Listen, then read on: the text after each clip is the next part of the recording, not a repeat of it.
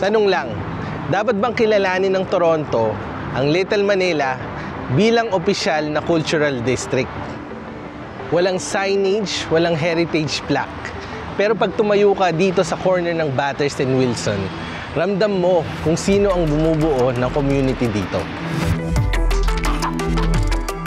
Noong 80s at 90s, maraming Pilipino ang dumating sa Canada bilang caregivers. Mostly kababaihan, mag-isa, mataas ang pangarap. Nakapag-ipon, nakuhang pamilya, at unti-unting nagsimulang magtayo ng buhay sa kung anong dahilan. Maraming kwento nagsimula dito sa Bathurst at Wilson. Sa dami ng Pilipino, nagsulputan ng mga negosyo. Nagkaroon ng sariling ecosystem ang mga Filipino dito. Bawat kanto, may konting piraso ng Pinas.